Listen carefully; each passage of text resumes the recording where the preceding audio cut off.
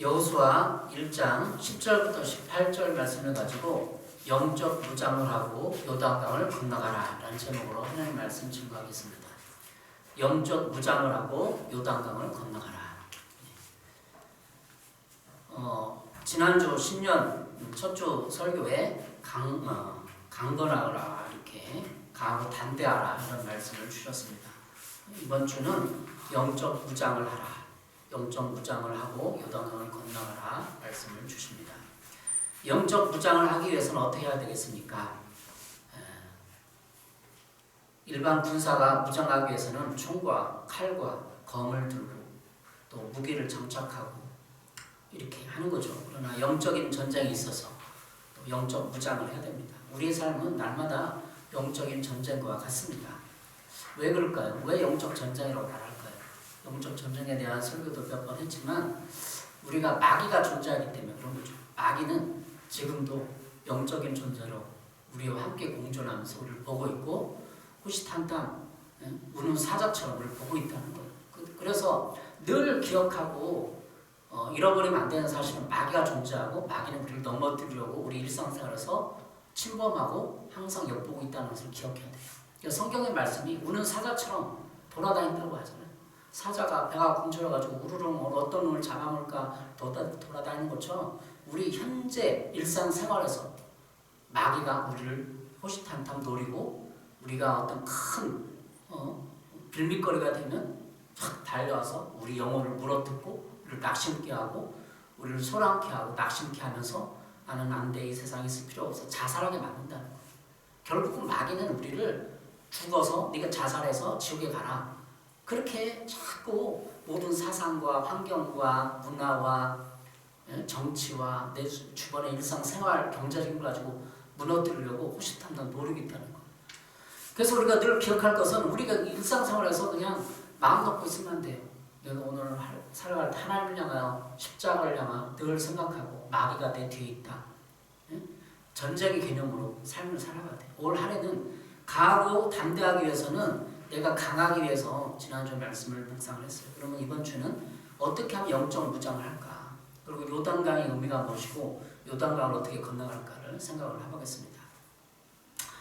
우리 삶은 치열한 싸움터, 영적 전쟁터라고 말씀드렸는데 그 근거가 요한복음 8장 44절이에요. 너희는 너희 마귀에게서 났으니 너희 아버지의 욕심대로 너희도 행하고자 하느니라. 우리의 인간의 모든 내면적인 생활에 육신과 욕망의 그 처음 시도자 거기는 마귀라는 거죠.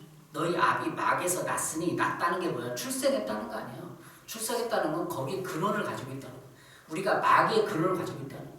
마귀가 아담과 하와를 통해서 타락했기 때문에 우리의 내면적인 이 모든 인간의 모든 이런 것이 마귀의 근원이 있다는 거죠. 마귀가 충동질하고 요한 8장 44절에 보면 그는 처음부터 살인한 자요 진리가 그 속에 없으므로 진리에 서지 못하고 거짓을 말할 때마다 제 것으로 말하나니 이는 그가 거짓말쟁이요 거짓의 아비가 되었습니다. 마귀는 어떻게 하냐? 살인하게 만드는 거예요. 내가 낙심해서 나를 죽이는 걸 자살이라고 하지만 결국은 자살도 살인이라는 거죠. 그리고 진리가 없기 때문에 거짓을 말하고 거짓의 아비가 됐다는 것이 마귀의 정체성이잖아요. 우리 거짓말하고 남을 속이고 하면은 마귀의 영향력 안에 들어가서 내 삶이 헤어나지 못하게 수렁에 빠지게 만든다는 거예요. 철로 역정을 몇 번 봤지만 애니메이션 그 영화를 봤지만 결국은 수렁에 빠지고 막 이렇게 마귀가 공격하는 게 뭐야? 거짓말. 너는 못났어. 너는 못해. 다른 사람 미워해. 이렇게 다 거짓말로 우리 생각과 감정을 흐트러 놓는 거예요. 이게 영적 전쟁이에요. 그래서 우리가 오늘 본문에 보면 모세의 광야 40년 동안 하나님은 이스라엘 민족을 훈련시켜요. 왜 훈련시키는 거죠? 마귀를 이길 수 있는 능력을 주기 위해서 마귀의 싸움과 마귀와 싸움할 수 있는 능력을 주기 위해서 훈련시키는 거죠. 모세의 광야 40년을 되돌아보면 그들은 노예 근성이 있었어요. 여기 보세요. 노예 근성이 있었어요. 노예 근성이 뭐예요? 수동적인 거. 하라는 것만 해. 우리 아이들 마찬가지로 하라는 것만 해. 적극적으로 하려고 하지 않아. 그냥 이스라엘 백성이 노예 근성이 있다는 건 뭐래요? 수동적이라는 거예요. 하나님이 이렇게 너에게 긍정적인 가나안 땅을 줄 것이다. 좋은 행복이 있다. 하나님을 순종해라. 십계명과 율법을 주고 해라. 근데 다 하기 싫어요. 너의 근성이 있기 때문에. 싫은 거야. 도대체가 싫고 모세도 원망스럽고 믿고. 그게 너의 근성이에요. 우리는 피해를 봤다. 400년 동안 애굽의 압제에서 우리는 피해를 받고 모든 사람이 굶주렸고 죽어갔다. 그런 뼈아픈 민족적인 반감, 피해의식이 있는 거예요. 그 피해의식을 가지고 하나님이 출애굽시켰어요. 근데 모세를 향한 또 그 피해의식이 나타나는 거예요. 모세가 잘못만 조금만 해보면 네가 그래서 그랬다. 책임전가 피해가 나타나는 거예요. 우리 피해를 봤다. 왜 이렇게 광야에서 굶어 죽게 하느냐. 애굽이면은 그냥 먹을 건 풍성하지 않느냐. 노예생을 했지만 비록 먹을 건 주지 않았느냐. 라고 자꾸 속에서부터 올라오는 거예요. 피해의식이. 하나님은 광야 40년 동안 그 피해의식을 완전히 빼버리는 거예요. 치유하는 거죠. 훈련과 시험을 통과해야만 진정한 하나님 백성으로서의 모습과 내면적인 성숙이 이루어지는 것입니다. 오늘 여호수아 제2지도자, 출애굽 제2세의 지도자가 여호수아인데 광야 40년 동안의 모든 삶을 뒤로하고 새로운 리더, 지도자를 선출했어요. 하나님이 선출한 거죠. 그때 여호수아는 하나님 앞에서 기도하면서 자기 어떤 이런 내가 너무 부족한데 나를 지도자 세우고 하면서 이렇게 계속 나갔습니다. 하나님 앞에 아마 지도자 세웠습니다. 40일 작전 기도를 하지 않았을까 생각이 들어요. 여호수아가 40일 작전 기도하면서 하나님 만나고 하나님 어떻게 할까요? 했을 때 하나님이 오늘 여호수아 1장에 나오는 강하고 담대하라 비전을 주시고 너는 이스라엘 가나안 땅으로 들어가라 이렇게 그를 위로해 주시고 격려해 주신 거죠.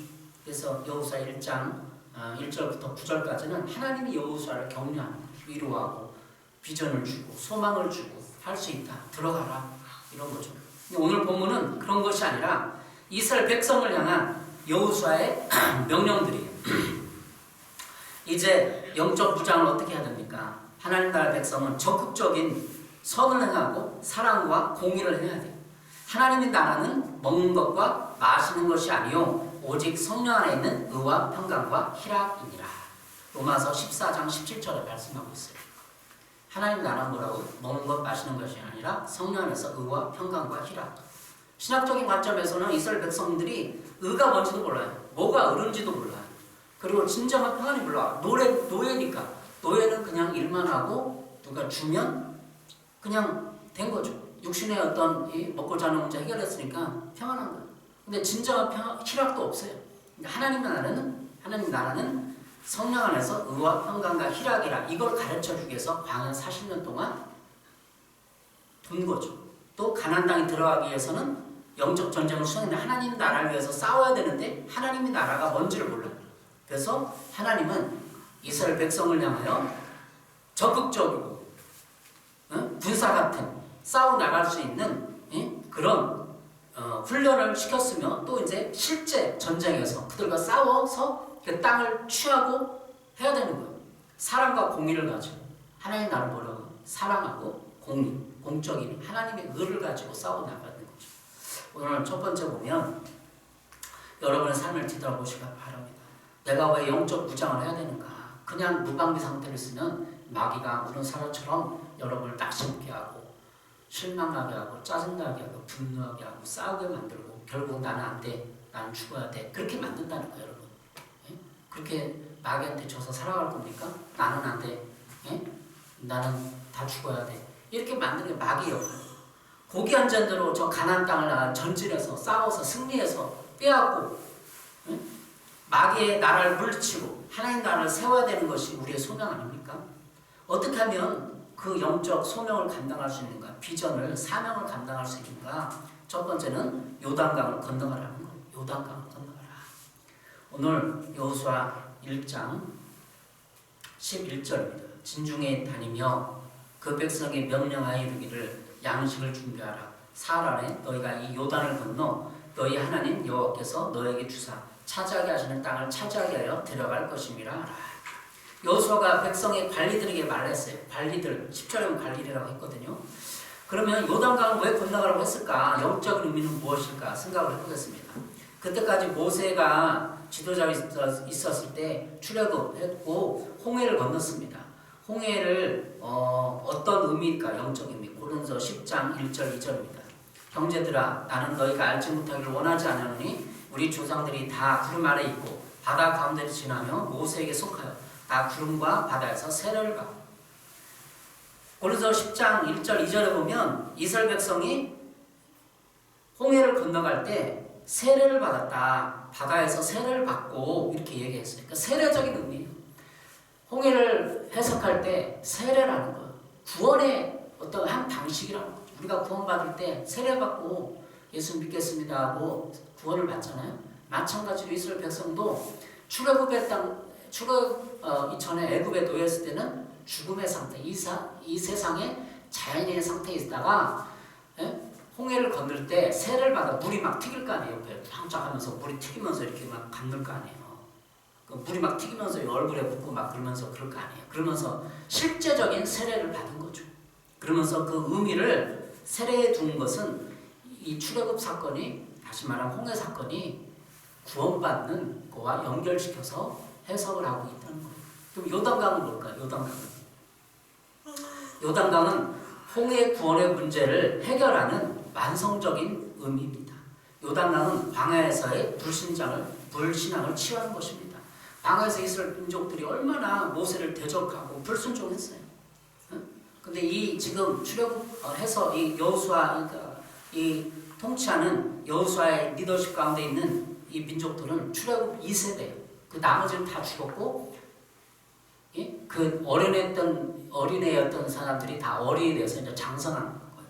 그러니까 다시 교육을 시켜야 할 필요가 있는데 그 교육시킨 걸 신명기고, 오늘 말하면 출애굽 사건에서 요단강을 건넌다는 의미는 그들의 무식을 취하는. 왜 그때는 모세 당시에 사람들 의식에는 노예 근성이 있었기 때문에 무식적으로 그 반감이 있었어요. 피해의식이 있어도 지도자에 대한 반감, 권위자의 반감, 결국은 하나님에 대한 반감이 있었어요. 우리를 왜 이렇게 400년 동안 노예 생활을 시켰느냐. 하나님이 진짜 있다면 그렇게 어떤 신앙적인 반감들이 있었다는 거죠. 반감. 그래서 하나님은 요단강을 계획하고 요단강의 영적 의미를 부여줍니다. 여러분, 출애굽 1세대들은 홍해를 걸으면서 하나님의 기적을 체험해서 우리가 이렇게 건너면서 하나님이 살아계시구나, 이런 기적을 하는 분이 진정한 우리의 왕이시고 하나님이시구나를 체험했어요. 근데 나머지는 다 없어요. 그래서 출애굽 2세들이 체험한 내용은 요단강을 체험하는 거죠.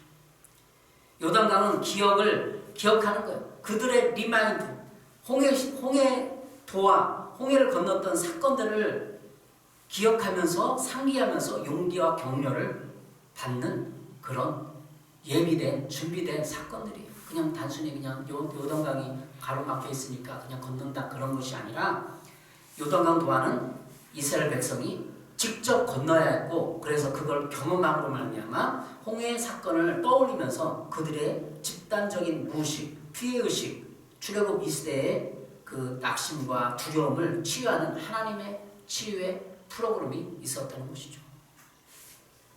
여러분, 강을 건너는 것이 쉽습니까? 그냥 강물에 떠나갈지도 모르고 강물이 세면 그렇죠.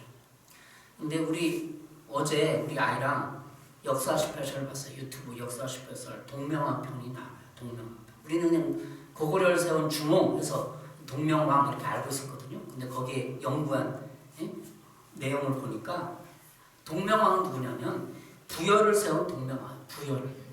근데 부여를 세운 동명왕이 탕미국에서 나와서 거기서 너무 뛰어난 인재니까 어렸을 때 활도 잘 쏘가니까 사람들의 시기 질투해서 왕권을 빼앗을까봐 도망쳐 나왔는데, 탕미국에서 도망쳐 나왔는데 부여를 세웠어요. 근데 강을 건너는 막 뒤에서 200km를 건넜다는 거죠. 200km를 걸어갔다는 거죠. 근데 강이 하나 있었는데 그 강에 뒤에서 군사들 쫓아오고 자기는 강 죽을 때 그때 뭐가 나왔죠? 자라들이 나와서 거북, 물고기들이 딱 달을 만들어 건넜다는 거. 동명왕 그 기록, 중국의 사서나무 기록들에 보면 그렇게 나왔다는 거. 그래서 부여우시 우리나라의 고구려 주몽이 아니라 동명왕이 따로 부여가 700년 동안 존엄했던 나라예요. 그걸 봤어요. 제가 무슨 말씀을 드리고자 하냐면, 왜 동명왕이 강에 왔는데 자라게 도와줬을까? 근데 제가 한번 상상으로 추측도 해봤는데, 어떠한 사공이 물론 도와줬겠죠. 배를 건너서 도와줬겠죠. 강에 빠지면 죽으니까. 근데 그 시대 때 자라가 그 근처에 자라가 많대요. 자라인지 거북인지 지금 기억이 잘 안 나요. 거기 막 있는 거예요. 해변가에 수십 마리가 있는 거예요. 그걸 보면서 의미를 부여하는 거예요. 야, 하늘이 자라가 나를 도왔다. 이렇게 의미를 부여해서 신화화된 거죠. 어디가 보면 이것이 더 합리적이다고 봐요. 자라가 달을 몇백 미터 막 1km, 2km 되는 그 달을 놔줬겠어요. 자라가 그 해변에 원래 자라가 많은 그 강이 거기에 쫙 있으니까 해석을 할 때, 야, 하늘이 나를 도왔다. 저 뒤에 군사들 죽지 않고 내가 이 달을 건너도록 해줬다. 그렇게 어떤 생각이 들어요. 뗏목을 탔든지 사공이 배를 탔든지 어떤 건너겠죠. 그렇게 의미를 표하는 거예요. 이 요단강도 마찬가지예요. 요단강도 그냥 이렇게 이스라엘 민족이 그냥 땅을 찾아 그냥 건널 것이 아니라 의미를 표하는 거예요. 영적인 의미가 뭐죠? 이스라엘 민족의 무식.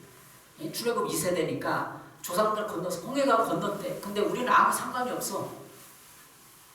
그걸 요단강을 건너면서 자기 할아버지가 경험했던 홍해 사건을 기억하면서 리마인드하면서 용기가 오고 하나님을 내 삶에 가져오는 거예요. 그 요단강 사건은 우리 무의식적인 치유예요. 내가 경험이 없어. 내가 초신자 3년, 5년 됐는데 경험이 없어. 하나님이 나를 이렇게 했대. 저 사람 간증을 해보니까 들었어. 다니엘기 때 수많은 간증을 들었잖아요. 나는 삶이 없어. 내가 어떻게 살았는지 몰라. 그때 요단강을 통해서, 목사님의 권면을 통해서, 목사님의 중보기도를 통해서, 영적인 권위자의 말을 통해서 내가 체험한 것이 요단강 사건이에요. 홍해 사건은 하나님이 기적으로, 전적 기적으로 건너가는. 근데 요단강은 내가 발을 떼어야만, 이스라엘 백성이 발을 떼어야만 기적이 일어나는. 의지. 내가 이렇게 살아봐야만 경험되는 사건들이 요단강 사건입니다. 여호수아 출애굽 2세대에게는 계속 두려움과 불신앙들이 전수되어 왔어요. 조상, 아버지 어머니의 불신앙을 보면서 죽어간 조상들을 보면서 또 원망하고 불평하고 우리도 죽으면 어떡하나. 여호수아가 우리를 안전하게 지켜줄까?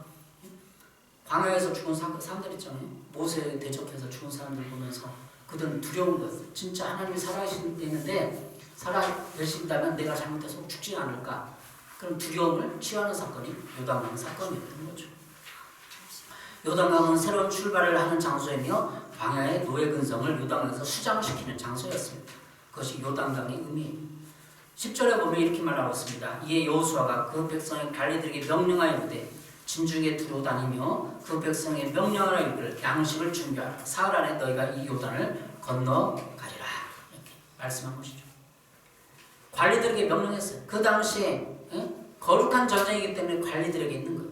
관리들이 전쟁에 나가서 수행한 전쟁이에요. 어떻게 말하면 고대 전쟁은 군사들이 있어 칼과 창 가지고 전쟁을 했지만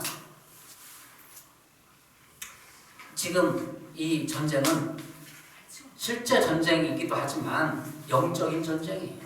하나님이 거룩한 전쟁이에요. 영적 전쟁이 다른 말로 말하면 거룩한 전쟁이에요. 거룩한. 그냥 전쟁 칼로 그냥 죽이고 남을 어떻게든 이기고 짓밟고 그냥 성을 빼앗으면 이기는 거예요. 근데 이 영적 전쟁은 거룩한 전쟁이에요. 잘못하고 죄를 지면 안 되는 거죠. 양식을 준비하라 말씀했어요. 양식을 준비하라.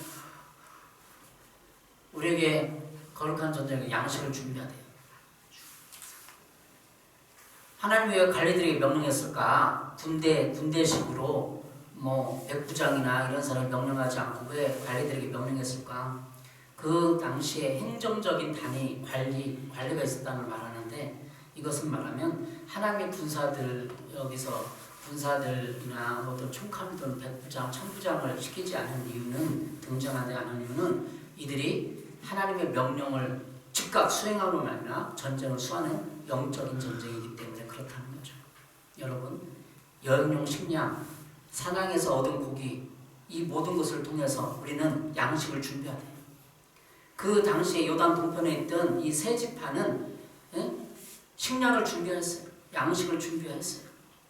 왜? 그때도 만나가 내렸거든요. 하늘에서 만나가 내렸어요. 만나가 내렸지만 그들은 3일을 전쟁을 칠 준비를 하기 위해서 그 3일간의 식량을 준비했어요. 영적 전쟁도 우리의 최선의 컨디션과 노력을 아끼지 않아야 합니다.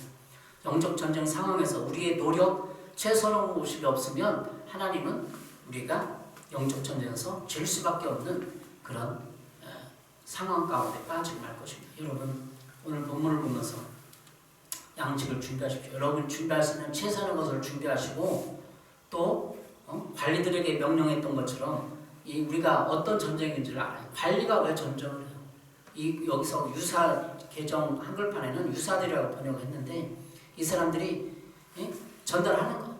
여호수아가 명령하면 자기 지파에 가서 자기 단위에 가서 그대로 선포하는 거. 이제 요단강을 건너기로 했습니다. 하나님 명령이 떨어졌습니다. 그 선포하는 거. 올 한 해 됐으면 여러분 선포하세요. 내 목표는 1억입니다. 내 목표는 성경 5번, 10번 읽는 것입니다. 선포를 하고 해야 여러분이 수행할 수 있는 거예요. 그렇게 이 진중에 관리들이 나가서 선포를 하고 전달하고 했을 때 진짜 가나안 땅을 들어가는구나. 백성들이 긴장하고 준비하고 그렇게 되는 거죠. 여러분 영적 전쟁을 치를 준비를 하셨나요? 선포하세요. 올 한 해 성경 5번이다. 10번이다. 야, 하나님 나에게 주신 땅을 비전을 성취하기 원한다. 이게 선포를 하고 서로 나눠야 돼. 두 번째 오늘 본문을 통해서 영적 무장하는 방법은 모든 용사들은 무장시켜라는 거죠. 무장시켜라. 오늘 본문 12절부터 쭉 나와 있습니다. 12절 여호수아가 또 루벤 지파와 갓 지파와 므낫세 반 지파가 말하여 이르되 여호와 종 모세가 너에게 명령하여 이르기를 너희 하나님 여호와께서 너에게 안식을 주시며 이 땅을 너에게 주시라 하셨나니 너는 그 말을 기억하라. 12절. 이제 여호수아는 관리들에게 이제 업무를 명령을 수행했고 이제 세 지파 루벤, 갓, 므낫세 반 지파를 불러서 그들의 대표자를 불러서 이렇게 명령을 하는 거죠. 그 중에 가장 핵심되는 여기는 14절에 너희 모든 용사들을 무장하고 용사들을 무장시키는 거예요. 그때까지 쭉 살펴보니까 민수기 32장에 이들이 조건부로 모세에 허락된 조건부이 있어요. 민수기 32장 20절부터 23절입니다. 모세가 그들에게 이르되 너희가 만일 이 일을 행하여 무장하고 여호와 앞에 가서 싸우되 너희가 다 무장하고 여호와 앞에서 요단을 건너가서 여호와께서 그의 원수들 자기 앞에서 쫓아내시고 그 땅이 여호와 앞에 복종하게 하시기까지 싸우면 여호와 앞에서나 이스라엘 앞에서나 무죄하여 돌아오겠고 이 땅은 여호와 앞에서 너희 소유가 되리라마는 너희가 만일 그같이 아니하면 여기에 범죄함이니 너희 죄가 반드시 너희를 찾아낼 줄 알라. 이 세 지파가 요단 동편을 차지했어요. 그리고 모세 때 이미 약속했어. 우리가 요단 동편에 가면 우리 땅을 주시오. 그래서 모세가 조건부로 허락을 했어요. 그러면 그 땅을 줄 테니까 지파를 줄 테니까 너희들 싸울 수 있는 군사들은 다른 지파들을 싸우는 것에 정복전쟁에 참여해야 된다. 이렇게 조건부로 허락을 했어요. 그래서 이 세 지파는 요단 동편을 차지했습니다. 그런데 전쟁이 이제 정복전쟁을 진행을 찰때 이 세 지파에게 여호수아가 소집을 해서 이제 다시 그 약속을 모세의 약속을 일깨우는 거예요. 네가 그렇게 모세에게 약속하지 않았느냐? 이제 영적 무장을 하고 준비하라. 그런 내용이죠. 이런 걸 보면서 이 세 지파가 노했을 수도 있어요. 아닙니다. 우리는 이 땅을 차지했는데 우리가 이렇게 헌신할 필요가 있습니까? 그냥 전쟁은 각자 지파대로 하는 게 좋겠습니다. 여호수아에게 대적하고 대항하고 안 할 수도 있는 거죠. 그러나 이 세 지파는 16절부터 보니까 그대로 여호수아 명령을 수행을 하고 순종을 하기 시작합니다. 이 세 지파 므낫세, 갓, 루벤 이 지파의 그 인원들을 20세 이상을 계수한 게 있어요. 가나안 정복 정ting 당시 세 지파는 20세 이하, 아니 20세 이상 10만 명을 동원되었음을 추정됩니다. 여호수아 4장 12, 13절 루벤 자손과 갓자손과 므낫세 반지파는 모세가 그들에게 이른 것 같이 무장하고 이스라엘 자손들보다 앞서 건너갔으니 무장한 4만 명가량이 여호와 앞에서 건너가 싸우려고 여리고 평지에 이르니라.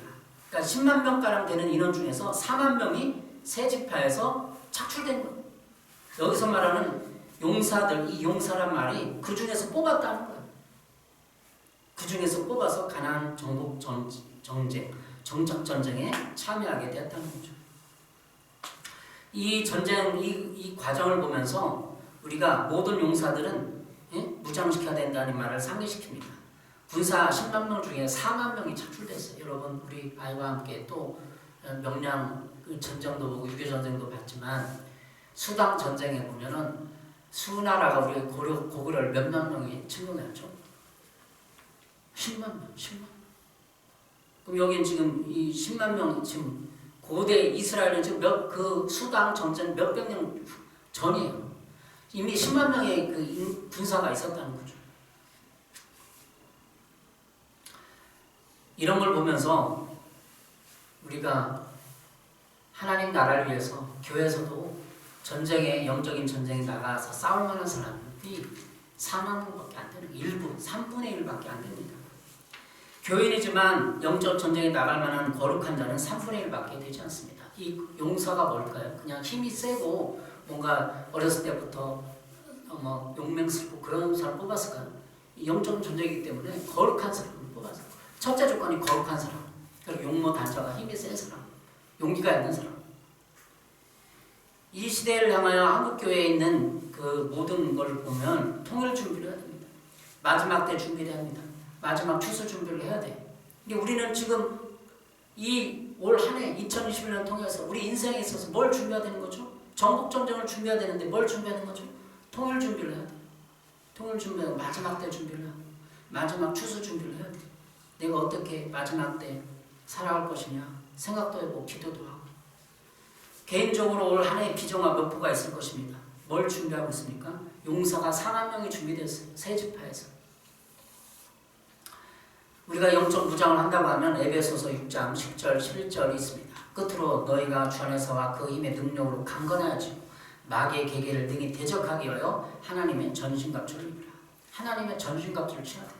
말씀과 하나님의 마음을 품고 마귀의 관계를 능히 대적하기 위해서 마귀의 관계를 읽을 수 있는 사람이 필요해요. 교회에서.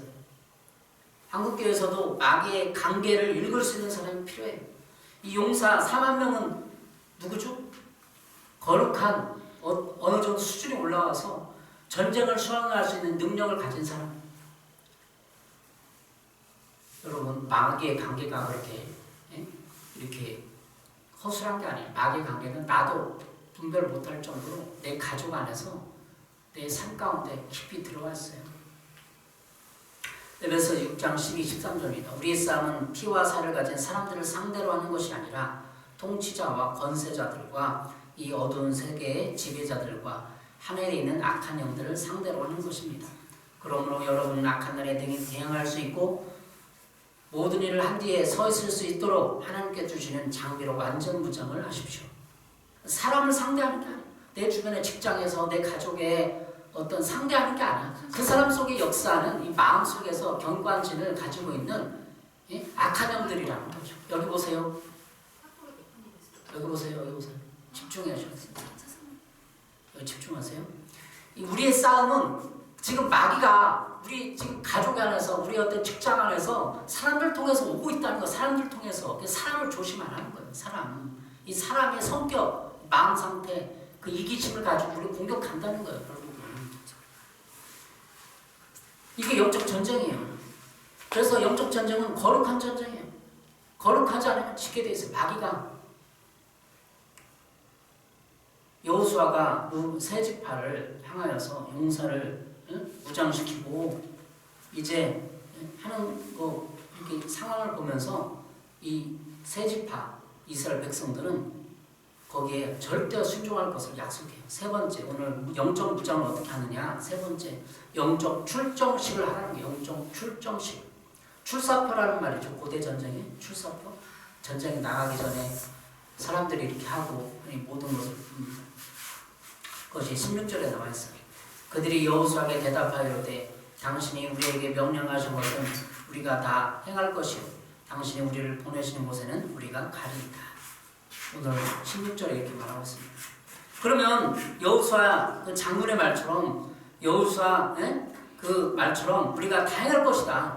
17절에 우리가 당신에게 순종하려니 18절 당신의 명령을 거역하며 당신의 말씀을 순종하지 않은 자는 죽임을 당하리니 여호수아를 축복해주고 절대적인 충성을 맹세하는 거죠.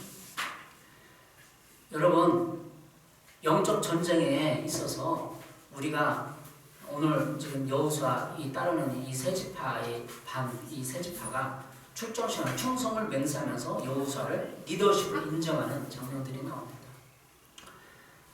아주 유명한 책이 있어요. 영적 전쟁이라는 책이 있는데 딘 셔먼의 영적 전쟁이라는 책이 있는데 이렇게 거기서 이런 글이 있습니다. 성문이 권위의 의결에 권위에 관해서 관한 것이라면 벽은 사회 내에서 권위에 대한 보호를 나타내는 성경적인 상징이다. 사단은 우리 사회 내에 있는 구조를 의로운 구조라는 것을 알고 있다. 그것이 바르게 기능하기만 한다면 사탄의 체계가 가능하지 않다는 것을 알고 있는 것이다. 권위의 벽이 사탄으로 하여금 들어오지 못하도록 막고 있다. 그러나 만일 벽이 무너진다면 사탄은 지배할 수 있고 또 그렇게 할 것이다. 침투가 가능한 것이다. 권위자가 없거나 권위에 대한 복종이 없는 곳에는 혼돈과 반역이 있으며 이러한 곳에는 사탄이 지배한다. 따라서 이 같은 제도가 파괴된 만큼 사탄은 다스린다. 그렇다면 어째서 오늘날 결혼이나 가정, 교회, 학교 등이 이와 같은 악한 공격을 받는지 이해가 쉬워질 것이다. 좀 어렵기도 하지만 사탄은 어떻게 우리를 공격하냐면 이 권위 체제를 무너뜨린다는 거죠. 그래서 이 파괴된 권위 제도가 있는 곳에는 사탄의 공격이 들어와서 결혼이나 가정, 교회, 학교 등이 무너진다는 거죠. 다시 말하면 지도자의 이 온당하지 못한 지도자, 악한 지도자를 내보내고 그 권위의 벽을 헐어서 마귀가 그 권위의 벽을 뚫고 들어와서 그 공동체를 무너뜨린다는 거죠. 콩가루 집안은 말이 있습니다. 콩가루 집안이 뭐예요? 권위를 인정하지 않는다는 거죠. 우리가 그냥 이 사회에서 영적 전쟁 아니라서 콩가루 집안 이렇게 얘기하는 것처럼 권위가 없는 데는 사단이 없어요. 그러니까 권위자를 잘 세워줘. 교회는 권위자를 세우면 돼. 가장의 권위, 직장의 권위, 학교의 권위, 교회 권위를 세울 수 있도록 늘 기도하는 것이 교회입니다. 여호수아가 이제 새로운 리더십을 가지고 출정할 때 모든 백성과 가지고 준비하고 할 때 이 세 지파간 이스라엘 백성들은 여호수아 리더십을 인정하고 권위를 인정하고 그를 따를 것을 맹세하는 거예요. 이게 준비가 된 거예요. 권위가 서야만 전쟁을 시험할 수 있는 거예요. 여러분 가정을 되돌아보시고 가장의 권위, 엄마의 권위, 교회 목사님의 권위, 이 속해 리더의 권위 서 있는지를 확인해야 돼요. 권위가 안 서 있다면 아직 영적 전쟁을 거룩한 전쟁을 수행할 준비가 안 된 것입니다. 그래서 교회에서도 우리가 늘 올해 한 해는 가장의 권위를 세워주세요. 교회 권위를 세워주시고 가정은 잘못할 수 있고 돈 못 벌 수 있고 또 직장에서 사장이 잘못할 수 있어요. 그러나 우리는 하나님 앞에 나가서 그 권위를 위해서 인정하고 중보기도 하고 그렇게 하나님 편에서 권위자를 인정해 줘야 합니다. 오늘 영적 무장에 대해서 여러분과 나눕니다. 요단강을 건너는 우리는 여러분에게 새로운 무의식을 치유하고 새로운 도전이 있기를 바라는 그런 마음으로 오늘 같이 기도를 합니다. 영적 무장을 하십시오. 에베소 6장에 나오는 것처럼 막의 관계를 분별하십시오. 내 가정을 어떻게 무너뜨리는지, 내 아이를 통해서, 내 가정을 통해서, 내 직장을 통해서 나를 어떻게 낙심케 하는지, 나를 좌절케 하는지 그걸 파악을 해야 돼요. 코로나 환경을 통해서 내 환경이 마귀가 들어올 수 있어요. 마귀를 쫓아내십시오. 낙심하지 마시고 용기를 가십시오. 강하고 담대하십시오. 오늘 성경 본문을 통해서 우리가 최소한 영적을 준비해서 양식을 준비해야 돼요. 그때까지 만나가 내렸지만 만나는 한에서는 기적뿐만 아니라 내가 실천할 수 있는, 내가 준비할 수 있는 이 요단 동편의 이 세 지파가 거기서 요단 동편에 가서 그때까지 양식을 준비한 거죠. 사냥을 했던 그 집의 그 지역의 어떤 소산물을 농작물을 이렇게 재배해서 산에 있는 그 농작물을 어떤 땄든지 열매를 땄든지 해서 3일 먹을 걸 준비하고 여러분이 먹을 걸 준비해야 돼. 영적 양식. 내가 어디 가서 3일 동안 하나님과 독대하면서 하나님의 깊은 임재 가운데 들어가고 용기를 받을 수 있는 하나님의 음성을 들을 수 있는 그런 여러분의 시간과 물질을 준비해야 됩니다. 시간을 들이시고 물질을 들이셔서 영적 양식을 준비하십시오. 그래서 여러분이 여호수아처럼 진경론이 떨어졌을 때 영적인 전쟁을 수행해서 하나님의 거룩한 전쟁을 수행할 수 있도록 여러분 무장되시기 바랍니다. 무장하십시오. 마귀의 관계를 분별하십시오. 그리고 파쇄하고 예수님을 쫓아내십시오. 여러분 낙심, 좌절, 두려움을 이겨내십시오. 이 이스라엘 백성의 출애굽 시대에 두려움이 있었어요. 그때 여호수아를 통해서 이 모든 과정을 통해서 이 두려움이 사라지고 요단을 건넜을 때 그들은 새로운 자신감을 얻고 이 새 지파를 통해서 그들이 마지막으로 용기를 얻습니다. 이 새 지파는 굉장한 지파예요. 므낫세는 용사의 집이라는 뜻이래요. 그리고 갓은 가지라는 거는 군대라는 뜻이래요. 그리고 루벤 지파는 전쟁에 능한 사람이라는 뜻이에요. 이 세 지파는 12지파 중에 가장 탁월하고 힘이 세고 용맹하고 하나님을 잘 따르는 무장된 집단이었어요. 이 세 집단이 가나안 족속 중에 앞장서서 선두 그룹으로 서서 전쟁을 수행하고 모델이 되는 거예요. 뽑으면 4만 명이 필요했죠. 어떤 사람은 바알에게 무릎 꿇자는 7천 명이 필요하다 하는데 7천 명도 필요하잖아요. 4만 명이 필요합니다. 영적 전쟁을 수행한 중보기도 하고 하나님의 거룩한 성품을 가지면서 이 지역사회를 섬기는 그런 4만 명 안에 여러분이 들어가시길 바랍니다. 기도하겠습니다. 사랑해 주님, 이 시대를 남아요. 지금 이 시간에 새 지파에서 뽑은 용사 4만 명이 필요하듯이 우리 교회 이 시대에 한국교회에 필요한 4만 명을 뽑아서 하나님 무장시켜 주시옵소서. 기도 용사로 거룩한 전쟁을 수행할 수 있는 사람으로 아버지 뽑아주시옵소서. 올 한 해는 2021년에는 이러한 전쟁을 수행할 수 있는 우리 교회 되게 도와주시고 우리들을 되게 하여 주시옵소서. 예수님의 이름으로 기도했습니다. 아멘.